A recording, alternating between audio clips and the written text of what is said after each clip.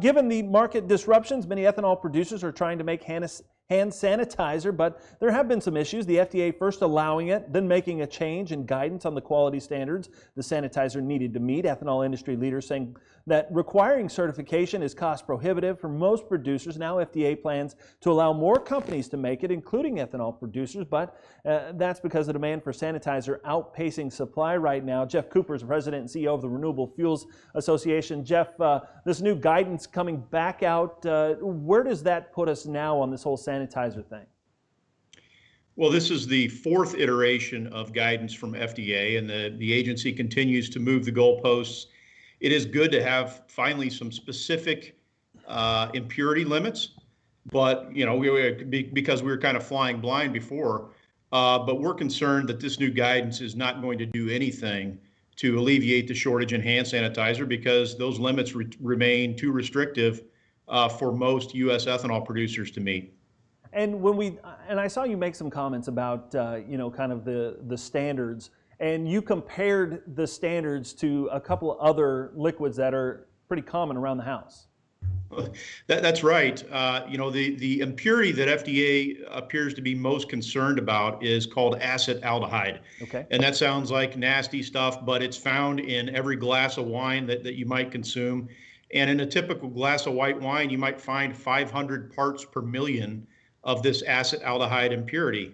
So it's fine, it's approved by FDA for consumption, but they have limited acetaldehyde concentrations in hand sanitizer to 50 parts per million.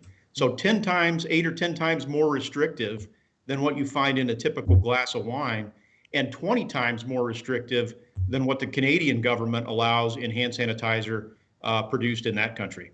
Jeff, how big of a market is this for our ethanol industry? Obviously, we've had some hiccups here on the fuel side, given the lockdown that we saw for about 6 to 8 weeks. Is this really a good bridge, and how big a market potential is it for us? Well, it's a tiny market compared to the size and scale of the fuel market, obviously, but it's a high value market, okay. And so it's a much smaller volume, but the volumes are worth more. And so, we did see a lot of ethanol producers trying to tap into that market when the fuel market took such a hit. And more than anything, the industry wanted to step forward and do what they could do to help prevent the spread of COVID-19. Some companies were even donating the hand sanitizer, or the alcohol they were making for hand sanitizer. So we were seeing it more as a way that our industry could contribute and help out during this crisis.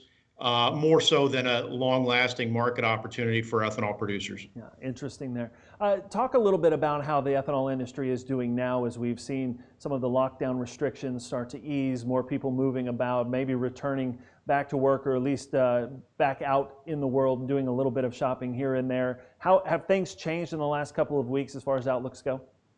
Yeah, things have changed. The ethanol industry is doing better, but it continues to struggle. We still have somewhere between 30 and 40% of our nation's production capacity offline. We still have more than 50 plants that are completely idle today. So yes, we are beginning to see some rebound in gasoline demand and ethanol consumption as people get back out on the roadways. But we're still about 27, 28% below year-ago levels when it comes to ethanol production. And even with this recent rebound in gasoline demand, we're still about 20% below sort of normal consumption rates pre-COVID. So we've still got a ways to go before we expect to see all these plants come back online. But things are improving. We are beginning to see that light at the end of the tunnel. But the industry is still hurting, and recovering from the last 2 months that we've had is going to take more time and more help. Yeah, obviously travel and getting people comfortable traveling and getting moving around the country is going to be a big part of that whole puzzle. Jeff, thank you so much for joining us here on Farm Journal Live and giving us an update on where the ethanol industry stands at this time.